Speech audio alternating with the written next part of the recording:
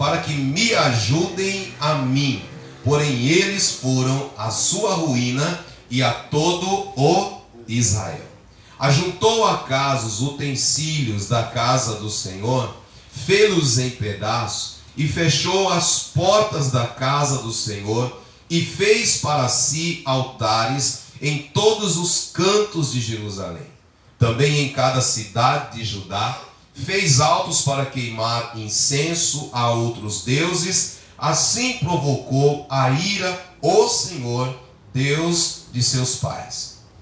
Quanto aos mais atos dele, e a todos os seus caminhos, tanto os primeiros como os últimos, eis que estão escritos no livro da história dos reis de Judá e de Israel.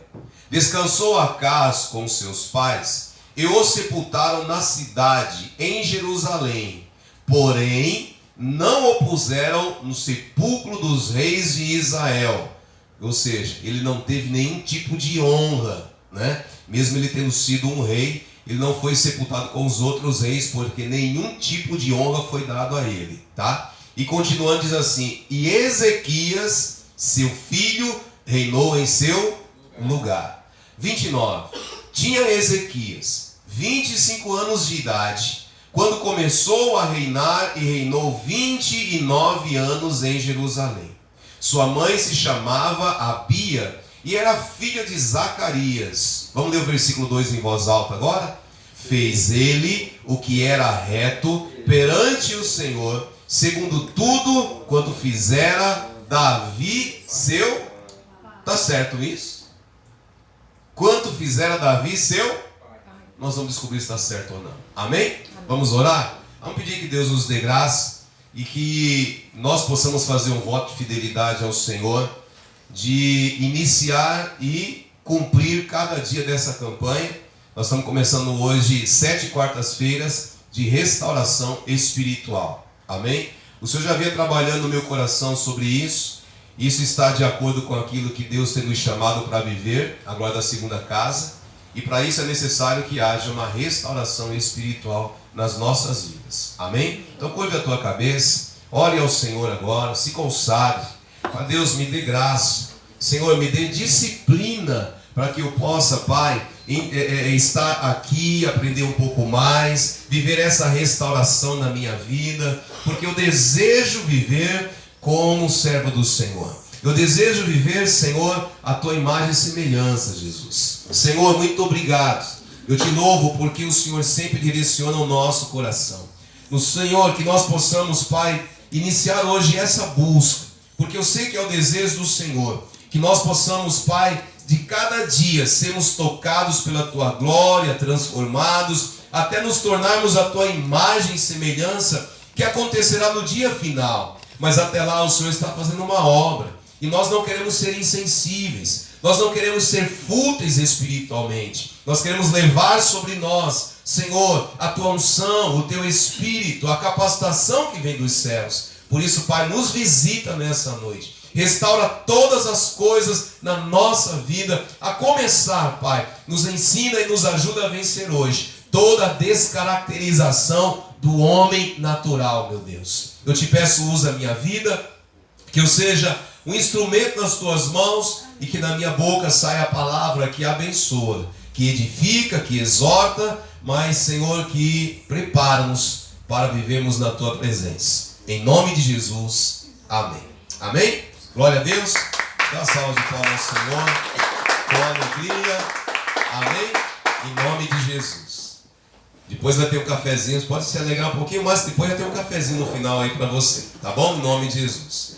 Bom, Deus há algum tempo vinha trabalhando no meu coração e eu não entendia, e a gente vai orando e vai buscando de Deus os rumos das coisas, e a gente tem certas experiências com a palavra campanha, a gente fica resistindo, campanha, mas eu não pude mais resistir, eu entendi o que Deus quer, e a gente está iniciando então essa campanha, 7 quartas-feiras de restauração espiritual.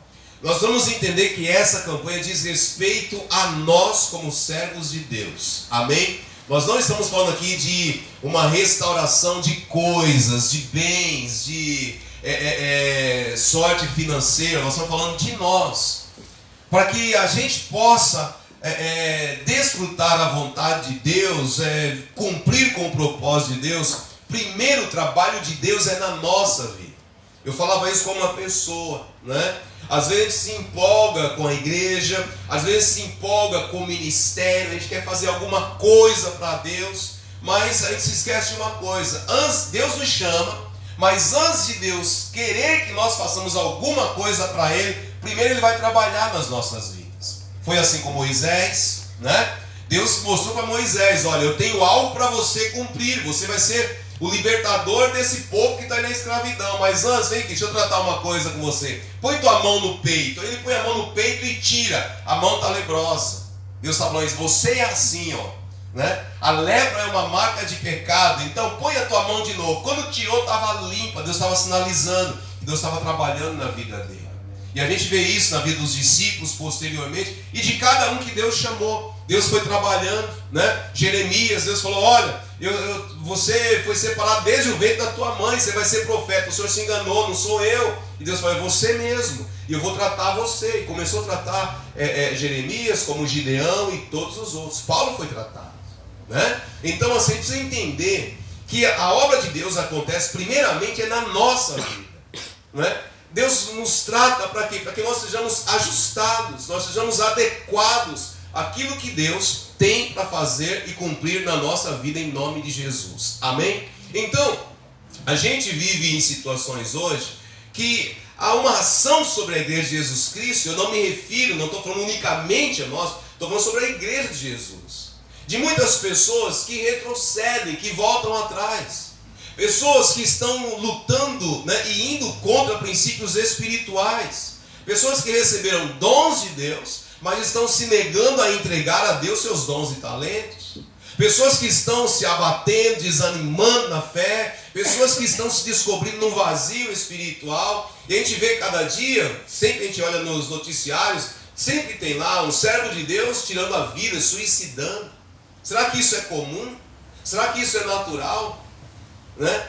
Hoje mesmo a pessoa me ligou e falou assim: olha, eu não entendo, bispo, porque aqui tem um rapaz, uma pessoa que no meu trabalho é servo de Deus, vai na igreja desde a infância, e agora já é homem feito, adulto, casado, tem filhos, mas se enrabichou com uma prostituta aqui no meu trabalho, e hoje ele acabou de me falar que já pediu divórcio, já arrumou advogado, vai separar para ficar com uma mulher, né? Na linguagem da pessoa, Como é que pode um servo de Deus chegar nesse ponto? Sabe por quê, queridos? As pessoas estão espiritualmente vazias.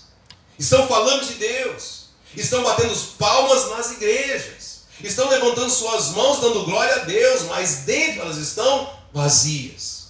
A palavra de Deus nos mostra sobre o perigo de nós vermos uma adoração falsa.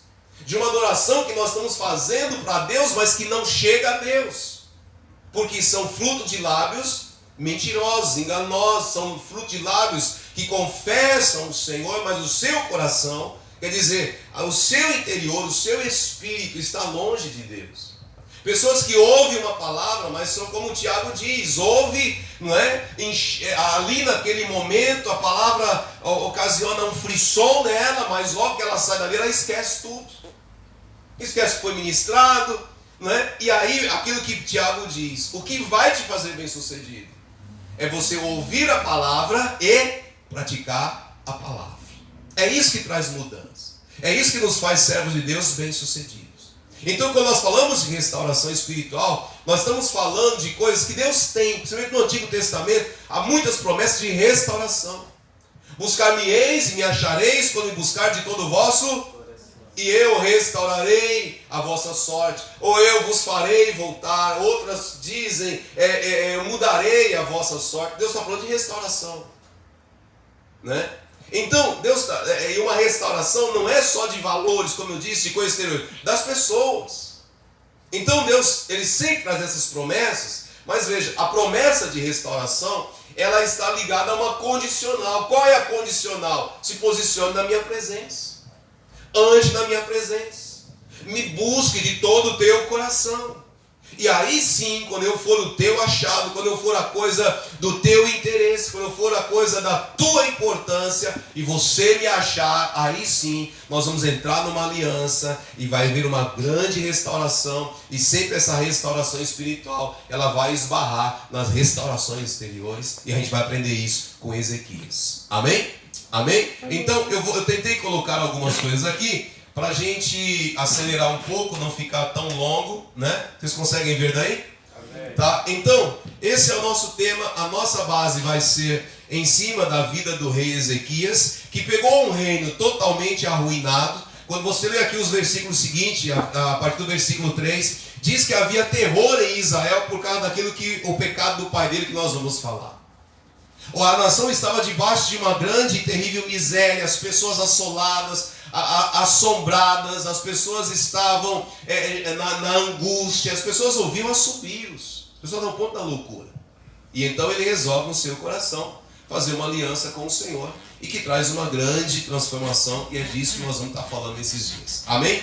Então, primeiro dia de hoje, nós vamos falar sobre vencer a descaracterização do velho homem, vencer a descaracterização do pecado, né? Então, esse projetor de vez em quando está dando aí uns paus aí, e a Dudinha está me ajudando lá. Eu queria mostrar para vocês a definição de restauração, não foi?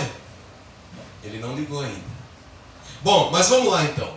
A coisa mais importante de você entender nessa nossa busca, melhor dizendo, é que nós precisamos de buscar. Qual é o objetivo final dessa campanha?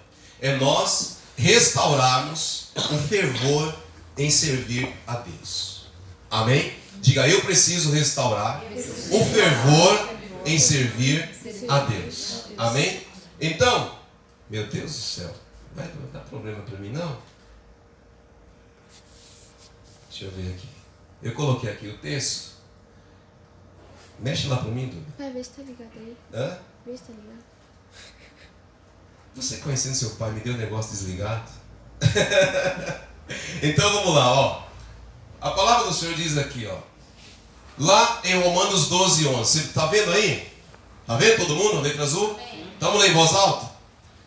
Não sejais vagarosos no cuidado. Sede fervorosos no Espírito, servindo ao Senhor. Vire para o outro lado e diga assim: não seja vagaroso no zelo, no cuidado, mas seja fervoroso no Espírito, servindo ao Senhor. Amém? Levanta a mão e diga: Senhor, em nome de Jesus, eu quero sair daqui cada dia mais e mais fervoroso, cheio do teu Espírito, uma chama espiritual para servir ao Senhor em nome de Jesus. Amém? Nós vamos resgatar esse fervor no nosso coração em nome de Jesus. Hoje eu estava meditando no Salmo 100, a palavra diz, não é? Entrai pelas portas da casa do Senhor com alegria, com louvor, com regozijo. E muitas vezes essa verdade, esse fervor não está na gente. A gente muitas vezes vem para o culto porque tem que ir, ou porque eu resolvi. Tem que resgatar o fervor no nosso coração, de servir a Deus, uma paixão pelo Senhor, uma paixão pelas coisas de Deus que tem sido perdida ao longo dos tempos. E tem sido perdida por causa do quê? Dessa descaracterização que a gente vai sofrendo com o passar do tempo da nossa vida. Antes de falar de homens de Deus que sofreram com essa descaracterização, eu quero falar do pai de Ezequias em primeiro lugar, aonde a palavra do Senhor, nós lemos lá, não é? Fala sobre o rei Acaz. Aqui já é o final daquilo que ele fez. Acaz, ele vem de uma linhagem de reis bons. O pai dele, o avô dele, né? Já no caso bisavô e avô também de Ezequias, eram homens bons. Eles subiram no trono e eles fizeram aliança com Deus para servir o Senhor. O pai de Acaz foi um homem muito bondoso, Jotão. Ele serviu a Deus. No capítulo 27 de Crônicas, versículo 2, fala que ele fez o que era reto perante o Senhor. Só uma coisa que ele não fez, ele não entrou no templo por causa daquilo que aconteceu com o pai dele, Uzias, que ficou leproso, foi expulso do templo, os sacerdotes botaram para fora. Ele ficou com algum receio, ele não entrou lá, mas ele fez o que era reto aos olhos do Senhor. E agora nasce o filho, que é Acás. E Acás, ele faz exatamente o contrário. Olha aqui o que diz Acás em 2 Crônicas 28:1. Tinha Acás 20 anos de idade quando começou a reinar, e 16 anos reinou em Jerusalém. Diga comigo, e não fez o que era reto aos olhos do Senhor, como Davi, seu pai.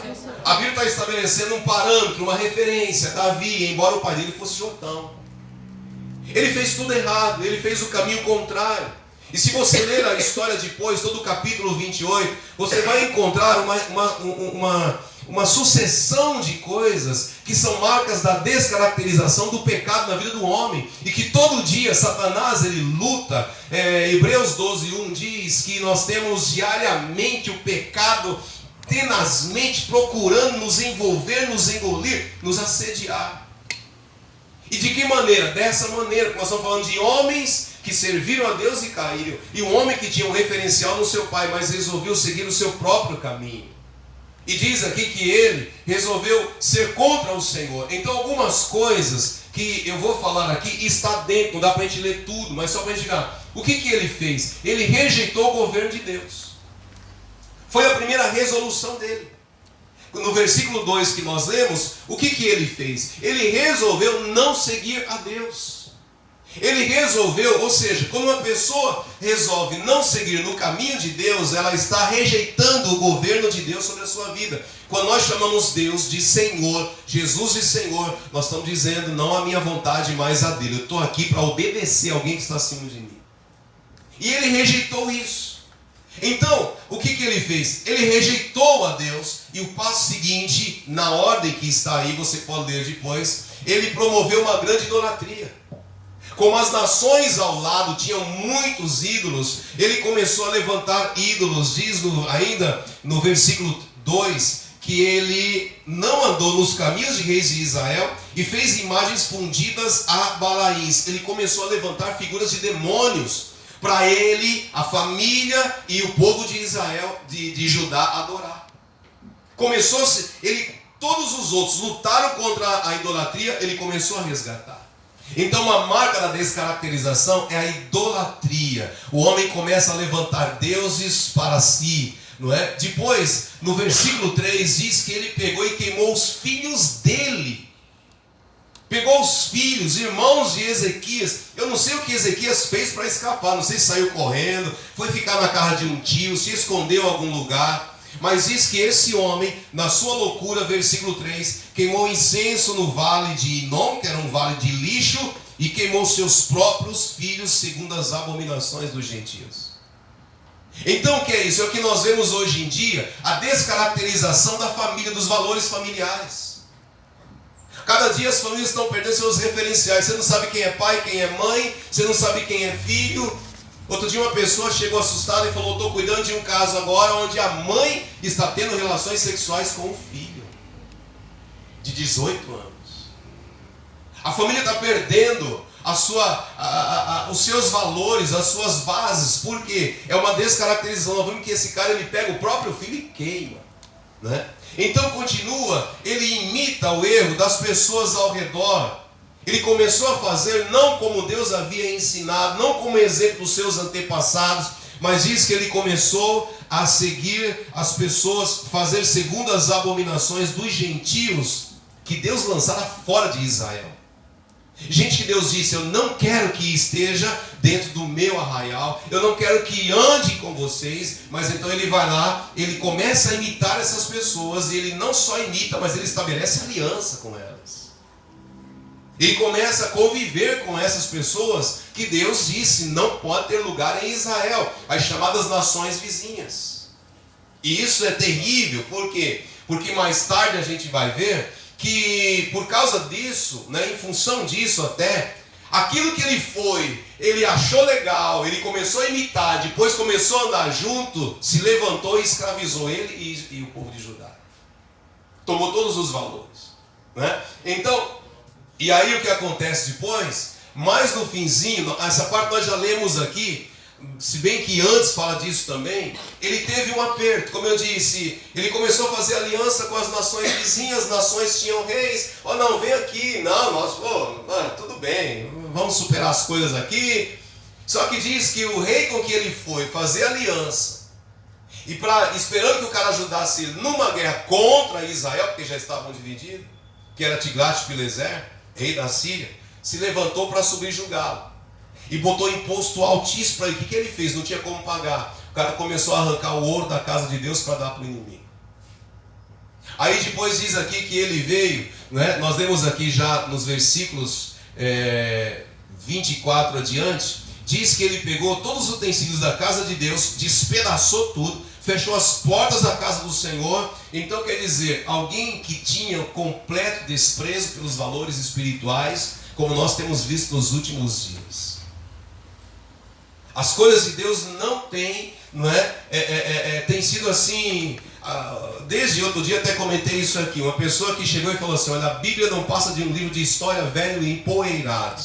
Como a gente vê nessas coisas, as pessoas colocando um Jesus como elas querem, um Jesus homossexual. Quer dizer, o Jesus agora é de acordo com aquilo que as pessoas querem. E isso acaba sendo a última coisa aqui, seus próprios altares. As pessoas levantam os seus próprios deuses para servi-los segundo eles querem. Deus que caibam na deformação deles. Então começa a levantar altares aonde quer. Tudo é importante. Mas por quê? Porque eu não tenho um governo central sobre a minha vida, que é o governo de Deus. Então isso aqui é uma descaracterização do diabo que nós vemos no dia de hoje, né? O homem que anda entregue no pecado, ele vive isso aqui no seu dia a dia. Não aceita o governo de Deus. Não, eu não acredito que ser bem assim. Resiste à palavra de Deus, resiste ao ensinamento de Deus. E vai levantando seus próprios altares e vivendo o seu próprio caminho, achando que está certo. E no final é caminho de morte. E como é que ele morreu? Completamente em desonra, né? Então essa aqui são marcas da descaracterização. Agora, bispo, mas a gente não vive isso. A gente ora para que isso não aconteça, mas acontece. Por quê? Alguns exemplos da palavra, que agora nós vamos falar de homens de Deus. Se a casa resolveu agir, se ele tinha um exemplo a seguir, seus pais, e ele resolveu meter o pé na jaca, é aquela pessoa que está na igreja, e de repente ela se enche. E ela olha, como nós temos hoje, né, a crescente demanda, porque antes eram os católicos não praticantes, agora tem os crentes desigrejados, que não concordam mais andar em igreja, porque igreja não tem amor, porque igreja tem muito roubo, porque igreja não tem o quê? Na verdade o diabo promove os escândalos para que os corações sejam provados. O diabo cria situações dentro da igreja para que o coração das pessoas sejam provados. Porque Jesus disse o que lá em Mateus 24? Nos últimos dias, a perseguição vai ser terrível, né? Nos últimos dias, vão perseguir vocês. E de uma forma direta ou indireta, essa perseguição é velada ainda, mas a gente já está sofrendo uma perseguição espiritual. À medida que as pessoas elas estão banalizando aquilo que para nós são valores e querendo nos fazer aceitar, né? Já tinha lei para obrigar a nós que somos pastores a celebrar casamento de gays, quer nós concordássemos ou não, mas agora fizeram uma lei que isso foi quebrado. Você já imaginou isso? É o que Jesus falou. Jesus falou que por se multiplicar as guerras, né, as demandas entre os homens, o que ia acontecer? O amor de muitos ia falhar, ia esfriar. Jesus falou que por acontecer os escândalos provenientes daqueles que não deveriam de vir, mas serão motivo de escândalos, muitos vão esfriar. Jesus falou assim: e só aqueles que perseverarem até o fim serão salvos. Então essas coisas acontecem para quê? No final, para provar o nosso coração. Aonde está verdadeiramente o nosso coração? Amém? Então, se por um lado nós temos, né, aqueles que resolvem como Acás desprezar os valores de Deus, romper a aliança com Deus para viver do seu próprio jeito, né? Seja um desigrejado, seja alguém que volta para o mundo, está desviado, nós temos também uma ação de Satanás sobre homens de Deus, homens que não rejeitaram o governo de Deus, homens que nem pensaram na sua vida, mas que Satanás vai de alguma maneira permeando, né? Porque Satanás de alguma maneira consegue fazer uma leitura das nossas vidas. Eu não sei se é pela nossa emoção, eu não sei se é pelas nossas atitudes, mas ele consegue, né? Mas a Bíblia diz que ele está o quê? Constantemente ao nosso... Ele está planejando um momento de fraqueza, e é essa fraqueza que ele vai potencializar. E é isso que ele achou na vida desses homens de Deus. Então eu coloquei aqui alguns homens, né, de Deus que viveram esse ataque. Então você tem a começar Caim, lá em Gênesis 4. Ele vem de uma família, irmão, o pai de Caim quem era? Quem era? Vocês concordam ou não? Era Adão ou não? Então todo mundo fala Adão. Porque só o Gis falou e ainda ficou meio na dúvida assim, porque vocês não falaram nada, ele ficou meio na dúvida, será que eu estou errando? Né? Quem era o pai de Caim? Adão. Você acha que Adão não passou valores para Caim, irmãos? Lógico que passou. Adão andou com Deus, ele caiu, mas ele conheceu Deus, então ele tinha que passar. Só que aí vem Caim, por causa daquela oferta, a gente sabe lá, Deus aceitou a de Abel, não a de Caim, e aí Deus já viu o semblante de Caim mudar, a ira acontecer. Era filho de um homem de Deus. Recebeu valores e conheceu Deus. Mas aí diz que aí entrou no coração dele e matou o irmão. Nós temos o exemplo de Moisés, lá em Números 12, 3. Irmãos, a palavra diz que não havia homem mais manso no mundo do que Moisés.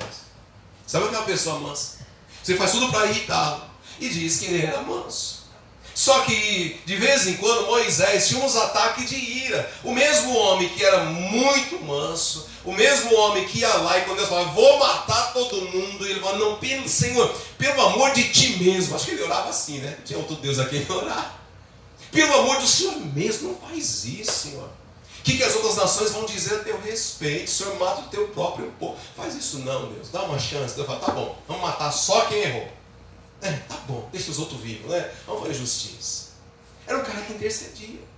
Só que aí, lá em Números 20, né? Lá nas águas de Meribá, na rocha, que Deus, o povo reclamando com sede. Você imagina, né? O homem mais manso se irritou. Tu Senhor, não tem água, ou não tem comida, a gente tem que comer esse maná do céu, que hora que vai chegar a terra? Irmão, o cara foi se enchendo, ele não exteriorizava, mas eu acho que estava guardando tudo lá dentro.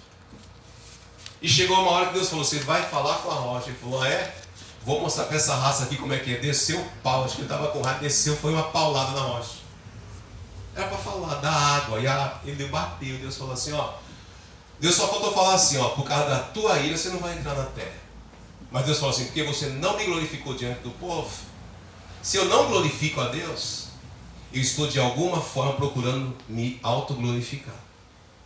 Então Deus diz, por causa da tua ira, por causa do teu jeito de agir, não importa se você já foi o homem mais manso, mas o que você fez hoje vai te impedir de entrar na terra prometida. E ele não entrou. Né? E aí a gente tem outros exemplos. Gideão, o homem que Deus pega, Deus trata. Vocês conhecem a história de Gideão. Deus dá a ele vitória, o homem cheio do Espírito Santo, depois ele se torna um religioso.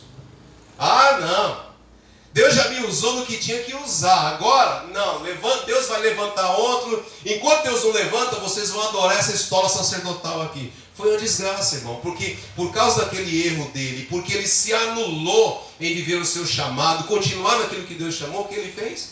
Por causa dele, a família inteira foi morta, todos os filhos. Depois nós temos o exemplo de Sansão. Um menino que não podia existir. Vocês sabem a história de Sansão? De quem que ele nasceu? Quem eram os pais de Sansão? Quem eram os pais de Sansão? Quem gerou Sansão? Uma ex-estéril. Vocês não sabiam disso? Sansão jamais poderia existir, porque a mãe dele era estéril. Mas Deus queria levantar um libertador em Israel. O que Deus faz? Deus envia o Espírito Santo dele lá e fala lá com a mulher, lá no meio do mato. A mulher chama, irmão, um anjo apareceu e falou que eu vou ficar grávida, cara. E você aí desse jeito, ele já é avançado também de idade. E aí eu sei que aconteceu lá, Sansão nasceu e diz que o menino desde pequeno era cheio do Espírito Santo. Você imagina aguentar, né, um menino cheio do Espírito Santo. Só que daí o que acontece?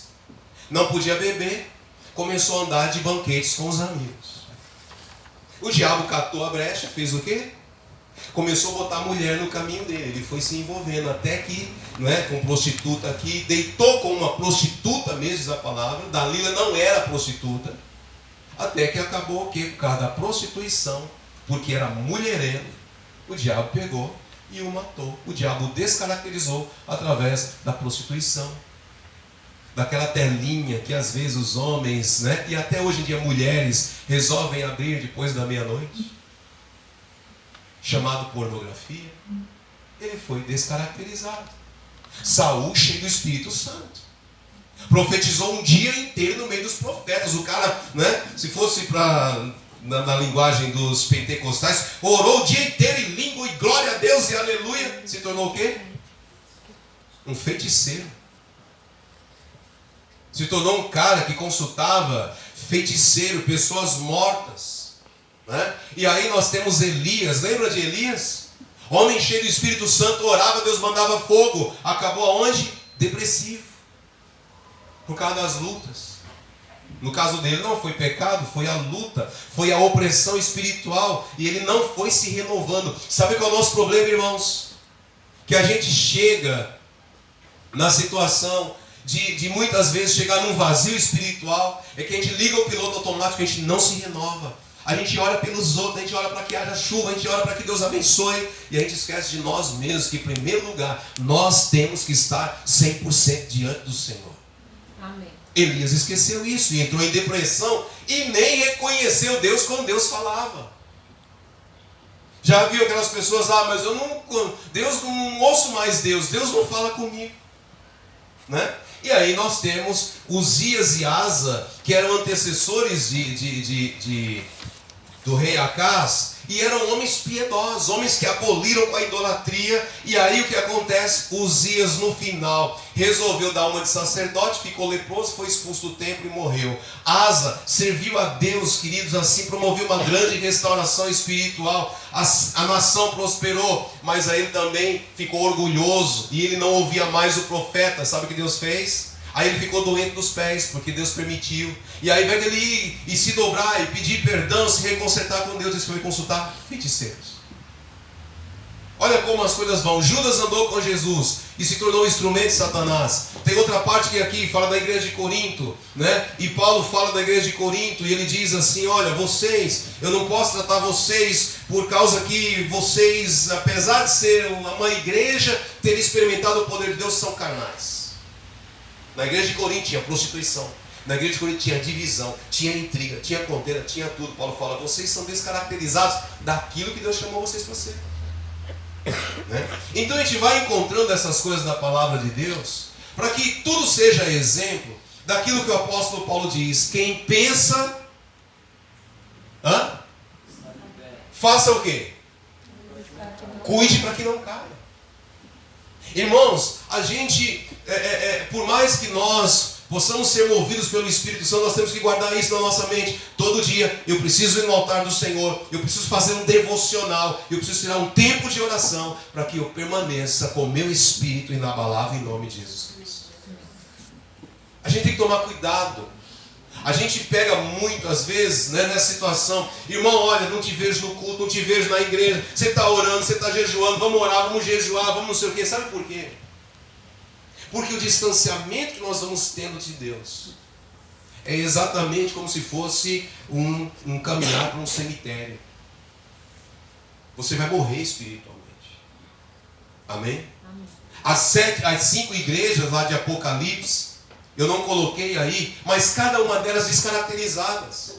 Você pega a igreja de Éfeso, Apocalipse 2:5, uma igreja que, irmão, era excelente na palavra, ninguém se corrompia, mas uma igreja fria, não tinha amor.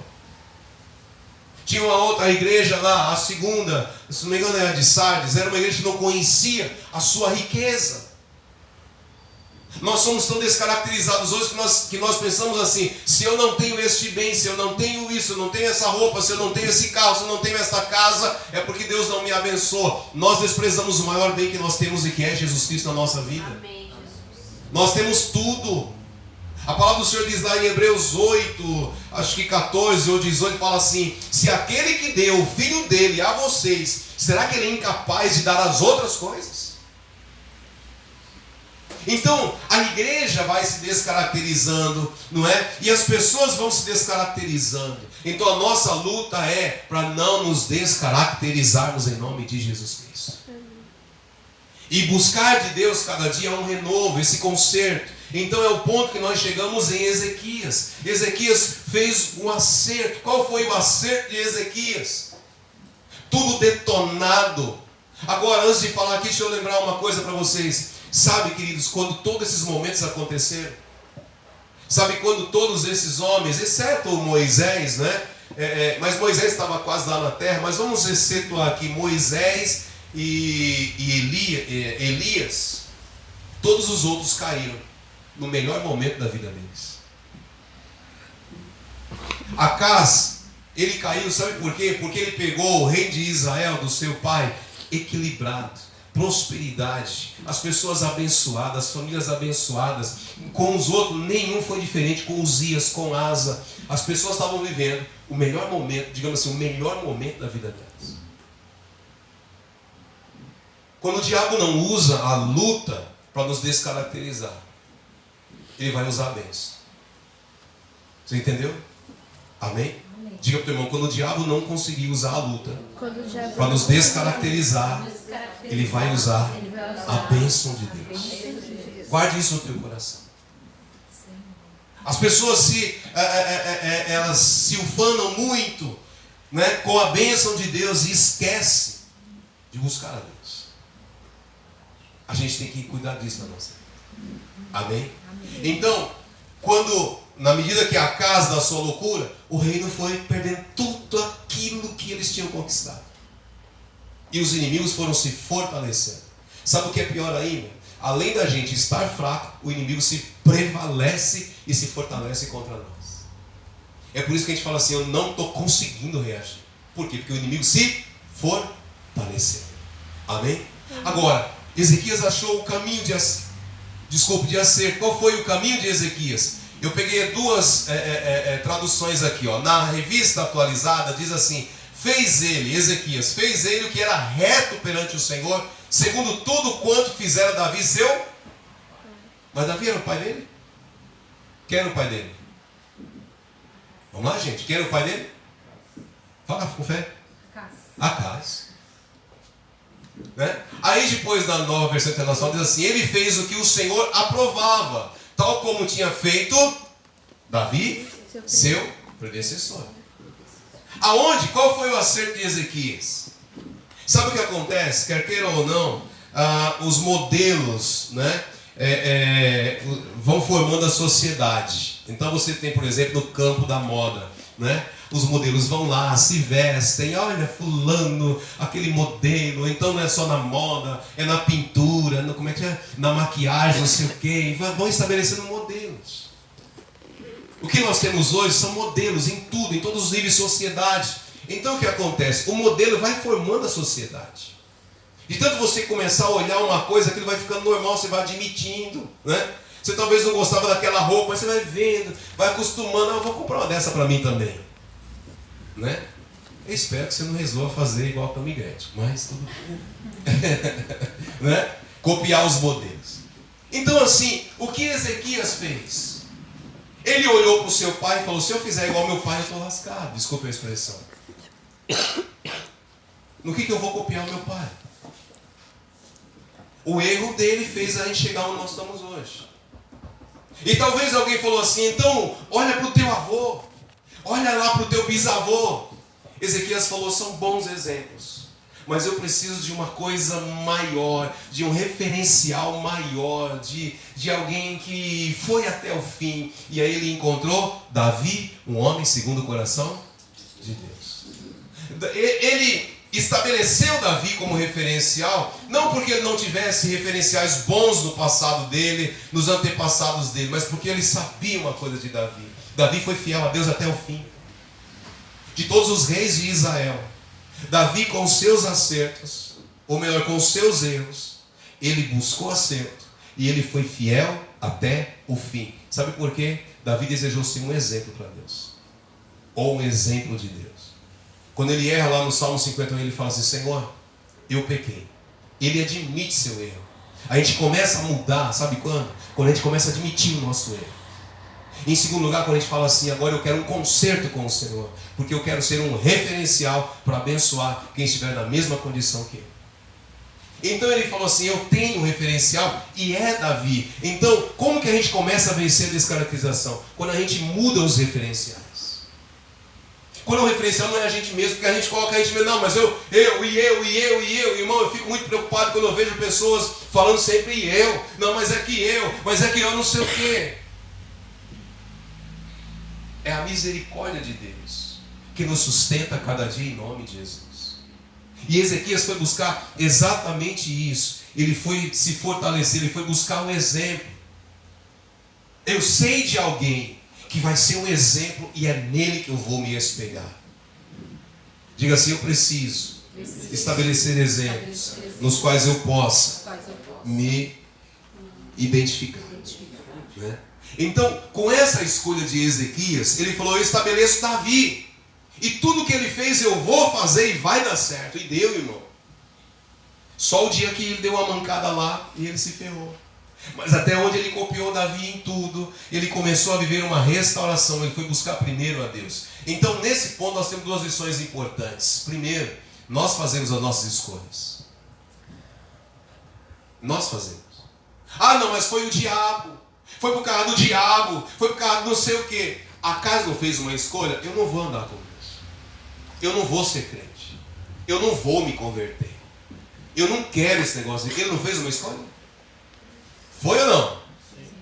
Ele não pode dizer que foi o pai dele, que foi o diabo, que foi... Foi ele. Da mesma maneira que aqui, é ele quem escolhe também. Eu não quero seguir o meu pai. Aqui cai por terra aquele paradigma, né? Tal pai, tal... Quebrou. Eu resolvo não ser e não seguir, andar nos caminhos dos meus pais que pecaram, que prevaleceram, que prevaricaram contra o Senhor. Eu escolho, ele escolheu. Então entenda uma coisa, com nós que fazemos as escolhas, se vamos andar de acordo com o padrão divino ou não. É nós que vamos determinar se vamos andar na lei de Deus ou não. Porque lá em Deuteronômio 26, né? O Senhor, 28, o Senhor diz, coloque diante de vocês a bênção e a... Quem vai escolher? Você. Depois do Senhor Jesus falando, eu não lembro agora o capítulo, mas ele diz lá o seguinte, olha, tem duas portas, uma larga e uma estreita. Tem dois caminhos, um estreito e outro largo. Vede qual vocês vão andar. A escolha é nossa. A santidade é uma opção nossa. Ai, mas olha, que eu sofro, não sei o quê. Ele fez uma escolha pela santidade. A segunda lição importante que a gente tira aqui com Ezequias, diga assim, a importância de estabelecer, a partir de mim, um referencial para os meus filhos. Diga, eu quero ser, em Deus, uma referência para os meus filhos em nome de Jesus. Você tem que influenciar teus filhos nos caminhos do Senhor. E você não vai influenciar os teus filhos assim, ó irmão, olha filho, você tem que ler essa palavra, viu? Ó filho, você tem que ir para a igreja, viu? Ó filho, você tem que ir para a escola infantil, viu filho? Não. Filho, como eu faço, faça e você vai ser abençoado. E aí que hoje em dia a igreja falha. As pessoas falham. Né? Os nossos filhos são muito espertos e o que eles olham e enxergam de Deus, da nossa aliança com Deus.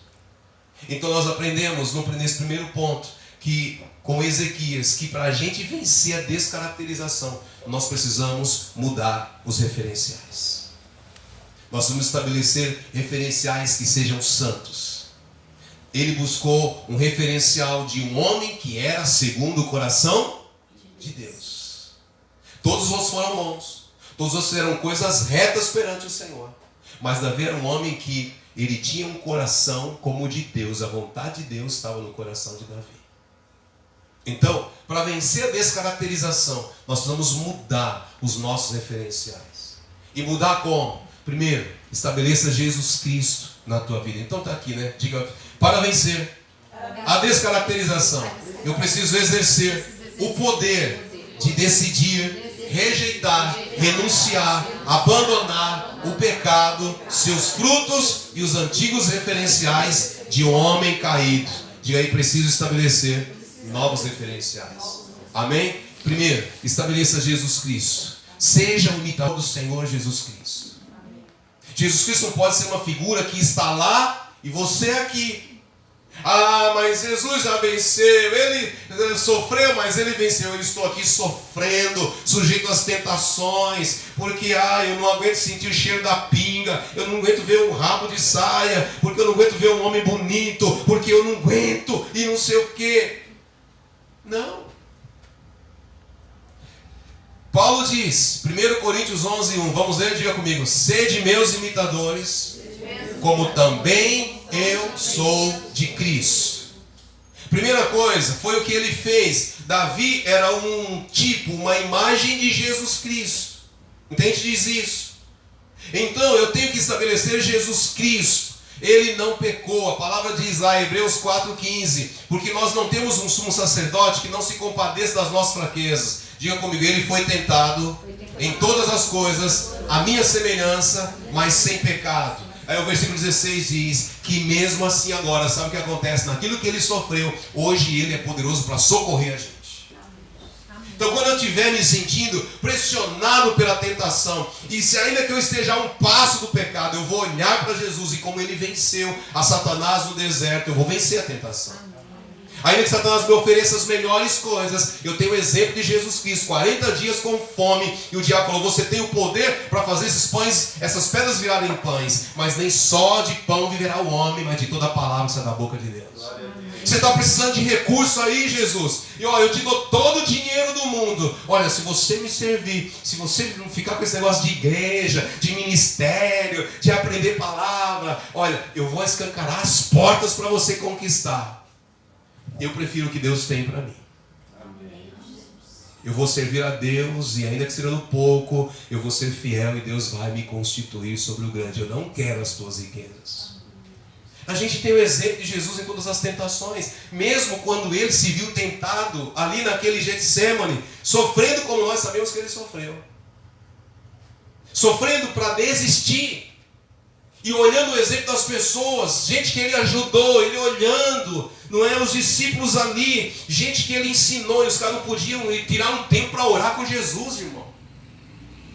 Não é só você que fica amargurado: poxa, a igreja não me ajuda, parece que a igreja não tem amor. Estava ali, Jesus com 3 discípulos, sofrendo, e os caras podiam ver o sangue de Jesus transformando em gotas de, como é que fala? O suor transformando, o sangue transformando em gotas de suor.